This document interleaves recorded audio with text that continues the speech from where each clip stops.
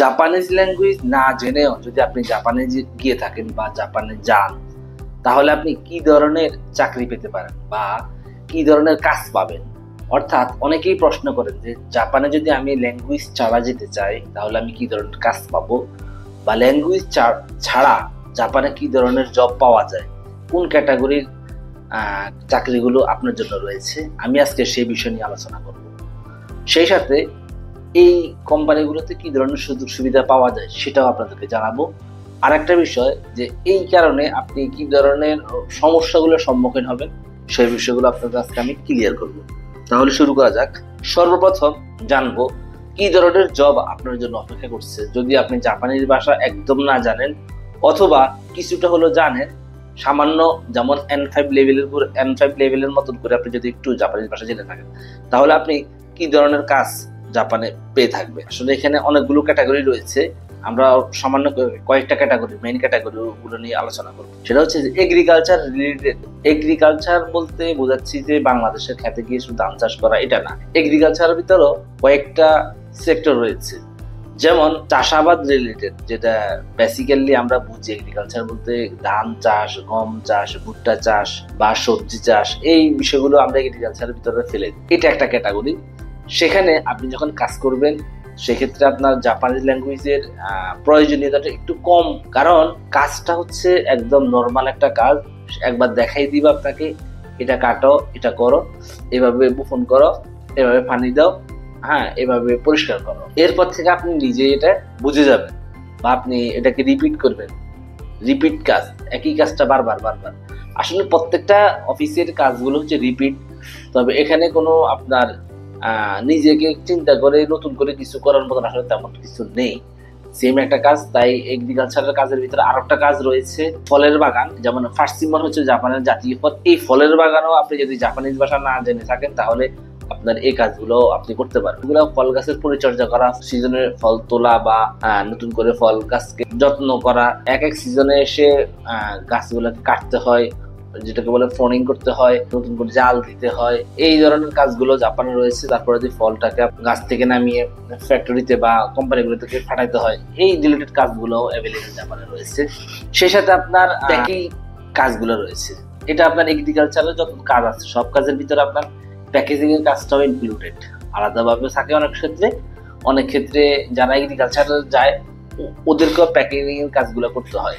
Packaging এর কাজগুলো আসলে একটু ইজি হয়ে থাকে, তবে আমরা সাধারণত যে বাংলাদেশের যে লেভেলের কাজ করি, যে স্পিডে কাজ করি, ওখানে কাজের স্পিডটা অনেক বেশি, কারণ রোবোটিক স্টাইলে আপনাকে কাজ করতে হবে। অর্থাৎ আপনার কাজগুলোর সিস্টেম এমনভাবে থাকে আপনাকে একদম এক টানা কাজ করে দিতে হয়। তবে এই ক্ষেত্রে ল্যাঙ্গুয়েজটা যদি না জানা থাকে তাহলে আপনি এই কাজগুলো পেয়ে থাকবেন, সমস্যা নাই। এটা আর একটা হচ্ছে ফ্যাক্টরি রিলেটেড কাজগুলো। আসলে অনেক কাজ রয়েছে ফ্যাক্টরি বলতে, যত প্রোডাকশন হাউস আছে, প্রোডাকশন হাউস বলতে যে হাউসগুলোতে বা যে কোম্পানিগুলো প্রোডাকশনের কাজ করে, যেমন ফুড ফ্যাক্টরি আছে, প্লাস্টিকের ফ্যাক্টরি আছে, কাঁচের ফ্যাক্টরি আছে, লোহার ফ্যাক্টরি আছে, তারপরে যে আপনার কাগজের ফ্যাক্টরি আছে, তারপরে যে আপনার গাড়ির ফ্যাক্টরিগুলো আছে, হ্যাঁ, মেশিনারি জিনিসগুলো তারা তখন প্রচুর তৈরি করে, রোবটের ফ্যাক্টরি আছে, এরকম হাজার হাজার রকমের ফ্যাক্টরি আছে।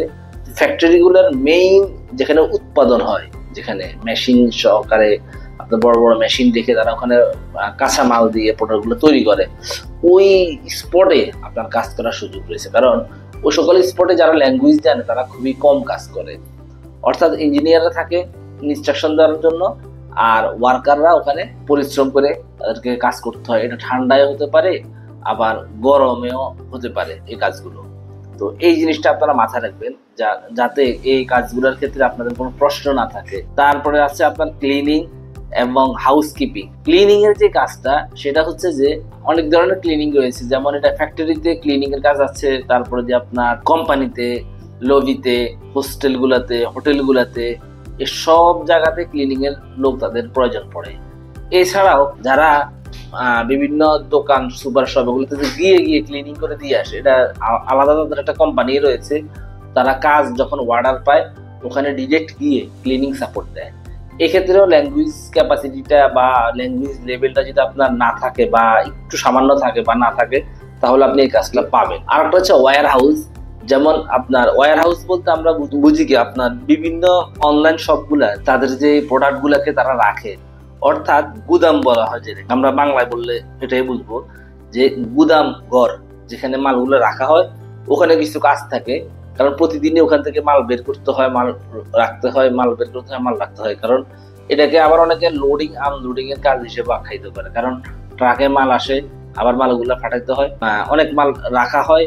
আবার অনলাইনে যদি অর্ডার করে, যেমন অ্যামাজনটা জাপানে প্রচুর ফেমাস, অ্যামাজনের ওয়্যার হাউস অ্যাভেলেবেল, প্রত্যেকটা আপনার থানা পর্যায়ে অ্যামাজনের ওয়্যার হাউস রয়েছে জাপানে, এবং এক এক ওয়্যার হাউস বিশাল অনেক বড়।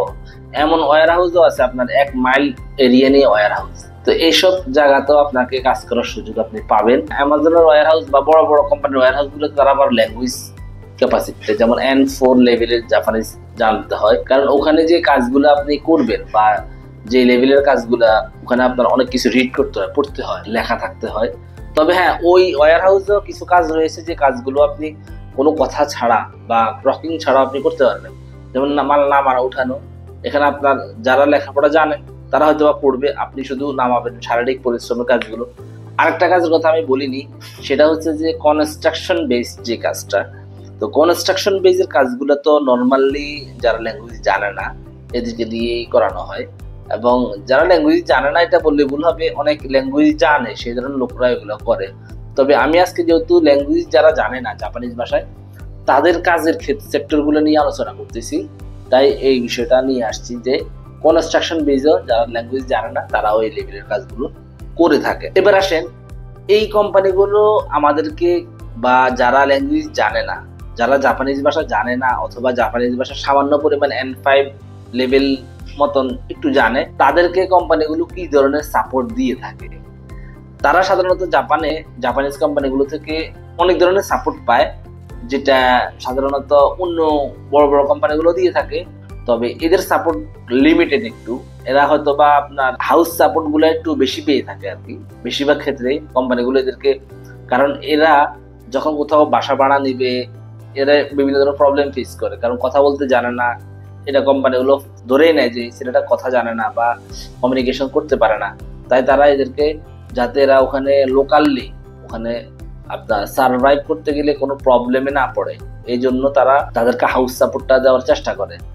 বড় বড় কোম্পানিগুলোও দেয়, তবে ছোট ছোট কোম্পানিগুলো এই সাপোর্টটা দিয়ে থাকে। আরেকটা বিষয় হচ্ছে ট্রান্সপোর্ট সাপোর্টও পায় থাকবেন আপনি, কারণ কোম্পানি থেকে যদি বাসার দূরত্ব একটু বেশি হয় তাহলে যাতায়াতে প্রতিদিন আপনার অনেক খরচ পড়বে, হয়তো বা 2-3 হাজার টাকাও পড়ে যেতে পারে একদিনে। কিছু কোম্পানি ট্রান্সপোর্ট সাপোর্ট একদম 100% দেয়, কিছু কোম্পানি 50% সাপোর্ট দিয়ে থাকে। আরেকটা হচ্ছে হেলথ ইন্স্যুরেন্স। হেলথ ইন্স্যুরেন্সটা হচ্ছে আপনি যদি অসুস্থ হন তাহলে হসপিটালে গিয়ে 70% পর্যন্ত আপনি ছাড় পাবেন। অর্থাৎ আপনার যদি 1 লাখ টাকা বিল আসে, আপনার বিলটা হয়ে যাবে 30,000 টাকা। আবার অনেক ক্ষেত্রেই আরো কমে যায়, সেটা হচ্ছে যে আপনার যদি স্যালারি কম থাকে তাহলে এই ক্ষেত্রে হেলথ ইন্স্যুরেন্স টাকাটা আরো কমে। আর ওটা হচ্ছে লাঞ্চ সাপোর্ট, এটা জাপানে খুবই রেয়ার। লাঞ্চ সাপোর্টটা খুবই কম কোম্পানি দিয়ে থাকে, কারণ বাংলাদেশ থেকে বা বিদেশ থেকে যারা আসে তাদের খাবারের চয়েসের একটা ভিন্ন থাকে, তাই অনেক কোম্পানি লাঞ্চ সাপোর্টটার ব্যাপারে ডিসকাশন করে না। কিছু কিছু কোম্পানি লাঞ্চ সাপোর্ট দিয়ে দেয়, কিছু কিছু কোম্পানি আপনাকে প্রতি ইয়ারলি আপনাকে বোনাসও দিয়ে থাকবে, এটাও একটা ভালো সুবিধা। এটা আসলে ওভারঅল, এটা যে যারা ল্যাঙ্গুয়েজ জানে না তাদেরকে দেয় এমন কিছু না, আপনার স্যালারির সাথে ওভারটাইম এবং বোনাস সাপোর্টটা আর কি। বোনাসটা আসলে খুবই গুরুত্বপূর্ণ একটা বিষয়, কারণ আপনি 1 বছর জব করার পরে স্যালারির পরিমাণ 2টা স্যালারি পান বোনাস, অর্থাৎ আপনি 12 মাসে 12টা স্যালারিও পেয়েছেন, আবার 2 মাসের বোনাস স্যালারিও আপনাকে দেওয়া হয়েছে। অর্থাৎ আপনার স্যালারি যদি 2 লাখ হয়, আপনি সাডেনলি আপনার হাতে চলে আসবে 4 লাখ টাকা। তো এটা আসলে অনেক বড় একটা সাপোর্ট, কারণ অনেকেই 1 বছর পর বাড়িতে আসে, বাড়িতে আসা যাওয়াতে অনেক টাকা পয়সা খরচ হয়ে যায়, এই ক্ষেত্রে বোনাসটা খুবই গুরুত্বপূর্ণ। আর একটা বিষয় এবারে বলবো, সেটা হচ্ছে যে আপনি যদি জাপানে জব ভিসা নিয়ে আসেন, জাপানে জব ভিসা নিয়ে আসার পরে যদি আপনি ল্যাঙ্গুয়েজ জানা না থাকে তাহলে আপনি কি ধরনের প্রবলেমে পড়বেন। জাপানে জব ভিসা নিয়ে আসার পরে ল্যাঙ্গুয়েজ জানা না থাকা অবস্থায়, অর্থাৎ আপনি যদি ল্যাঙ্গুয়েজ জানেন না অথবা N5 জানেন, তাহলে আপনার প্রবলেমগুলো কি? আপনি এখানে কোম্পানিতে কাজ করার ক্ষেত্রে প্রবলেমে পড়বেন। সেটা হচ্ছে কোম্পানি আপনাকে কোনো ইনস্ট্রাকশন দিবে, আপনাকে কাজের ক্ষেত্রে কমান্ড করবে, আপনাকে কাজের ক্ষেত্রে এটা করতে বলবে, ওটা করতে বলবে, ওটা করতে বলবে না। এক্ষেত্রে আপনি কোম্পানির সাথে কমিউনিকেশনটা ধরতে পারবেন না। আপনাকে হয়তো বা জাপানিজ ভাষায় ইয়েস কে বলে হাই, তো যেটাই বলবে আপনি হাই বলে সম্বোধন করে দিলেন। হয়তো বা আপনাকে বললো যে তুমি কালকে ছুটি পাবা না, তুমি আসতেই হবে কালকে, হাই, কিন্তু আসলে আপনি কালকে ছুটি কাটায় বসে আছেন। তখন কোম্পানি বললো তোমাকে তো আমি গতকালকেই বললাম। আপনি বললেন যে না আমি তো এর আগে আপনাকে বলছিলাম যে আমি কালকে আসবো না, কিন্তু আপনাকে আগের দিন বললো যে কালকে ছুটিটা তোমার ক্যান্সেল করা হলো। আপনি তখন বললেন ঠিক আছে। এরকম অনেক ক্ষেত্রে হয়। তখন কোম্পানিগুলো খুবই বিরক্ত হয় যে ল্যাঙ্গুয়েজ জানা না থাকার কারণে। তারা পরে বুঝতে পারে এগুলা যে ল্যাঙ্গুয়েজ জানা না থাকার কারণে ছেলেটা আসলে কথাই বুঝে না, তাকে হ্যাঁ বললে না বুঝে, না বললে হ্যাঁ বুঝে, অর্থাৎ যেটাই বলি সে হাই বলে। এরকম প্রবলেমটাও যারা জাপানে গিয়েছেন বা আছেন অনেকদিন থেকে তারা সবাই আসলে বুঝে নেয় বিষয়টা। সুপারভাইজারের কথাটাও আপনি ঠিক মতো বুঝতে পারবেন, অর্থাৎ কাজের ক্ষেত্রে আপনার যিনি সুপারভাইজ করে আপনাকে, কারণ একটা ফ্যাক্টরিতে বা যে কোনো একটা জায়গায় কাজ করলে গ্রুপে গ্রুপে থাকে লোকগুলো, তো আপনাকে যিনি সুপারভাইজ করবে তার কথা যদি আপনি না বুঝেন, কোম্পানির মেইন হেড অফিসে অথবা মালিকের নিকট কিন্তু আপনার সম্পর্কে ব্যাড রিপোর্ট যাবে সবসময়। এটা একটা খুবই বাজে দিক ল্যাঙ্গুয়েজ জানা না থাকলে। আর একটা হচ্ছে সেফটি ইনস্ট্রাকশনটা আপনি যদি না বুঝেন, অর্থাৎ আপনাকে বলে দেওয়া হয়েছে যে এটা করো না, এটা করলে এভাবে কাজ করলে তুমি ক্ষতির সম্মুখীন হবা। সেফটির ক্ষেত্রে যেমন যে কোনো কাজের ক্ষেত্রে একটা সেফটিটা ফার্স্ট। তো আপনি যদি সেফটি ইনস্ট্রাকশন না বুঝেন, আপনি কাজটা করতে গেলে হয়তো বা অ্যাক্সিডেন্টের সম্মুখীন হতে পারেন। আর একটা হচ্ছে যে কোম্পানির রুলস রেগুলেশন, কোম্পানি কিন্তু প্রায় সময় কোম্পানির রুলস চেঞ্জ করে, পরিবর্তন করে। সব সময় হয়তো আপনি ভাবতে পারেন যে আমি রুলস গুলো একবার জেনে নিলাম, কিন্তু সাডেনলি হঠাৎ করে একজন রুলস একটা চেঞ্জ করে দিল, বা কোম্পানির মিটিং এটাও বলেই দিল যে কোম্পানির রুলস পরিবর্তন হয়েছে, আপনি বুঝলেন না। হ্যাঁ, আপনাকে বলে দিল যে আপনি প্রতিদিন এই জায়গায় কাজ করতেছেন, কিন্তু কোম্পানির রুলস পরিবর্তন করে দিল যে আপনি এখানে না কাজ না করে ওখানে অন্য সেক্টরে কাজ করবেন। আপনি পরের দিন এসে এখানে কাজ করা শুরু করে দিয়েছেন, কিন্তু আপনার যে সেক্টরটা ওই সেক্টরে আপনাকে খুঁজতেছে, আপনি নাই। এসব ছোটখাটো প্রবলেম আপনার কারণে কাজের দুই সেক্টরে কাজের হ্যাম্পার হবে। এটা কিন্তু কোম্পানিতে অনেক ইফেক্ট করবে আপনার জন্য। তো কোম্পানির রুলস বোঝার জন্য হলো সাধারণত আমরা বলি যে N4 মিনিমাম জাপানিজ ভাষাটা আপনারা বাংলাদেশ থেকে শিখে যান, কারণ N4 লেভেলটা জানলে মোটামুটি একটু কথা বলতে পারবেন, বুঝতে পারবেন। কিন্তু শুধু N5 করে আসলে কোম্পানিতে কাজ করার মতন ক্যাপাসিটি থাকে না বাংলাদেশ থেকে যারা N5 করে যান। বাংলাদেশ থেকে N5 করে গেলেও আপনি কিছু শব্দ অর্থ বা কিছু এদিক সেদিক বলতে পারেন, নিজের ইন্ট্রোডিউস ইউরসেলফ বলতে পারবেন, আপনি জিজ্ঞাসা যেটাকে বলে এটা জানবেন, কিন্তু ওরকম আসলে ভালোভাবে কথা আপনি বলতে পারবেন না। তাই আমি সবাইকে অনুরোধ করবো যে জাপানে যারা আসবেন বা জাপানে কাজ করার জন্য চিন্তা করতেছেন বা আসছেন, সবাইকে বলবো যে আপনারা N5 লেভেলটা শেষ করেন, তাহলে এটা অফলাইন অনলাইন দুইভাবে শেষ করা যায়। আর আমাদের মাধ্যমে যদি আপনি N5 কোর্স করতে চান তাহলে যোগাযোগ করবেন, আমরা N5 এবং N4 দুইটা লেভেলে আপনাদেরকে করে থাকি। আমাদের ক্লাসগুলো সরাসরিও করা হয় এবং অনলাইনেও করা হয়। তাই সকলকে ধন্যবাদ জানাচ্ছি যারা ভিডিওটা দেখেছেন। ভিডিওটা দেখে অবশ্যই সাবস্ক্রাইব করবেন। আরেকটা বিষয় হচ্ছে যে আমাদের এই চ্যানেলে আপনারা যারা নতুন কোনো ভিডিও দেখতে চান বা কোনো টপিক নিয়ে ভিডিও চান, তাহলে অবশ্যই আমাদেরকে কমেন্ট করে জানাবেন।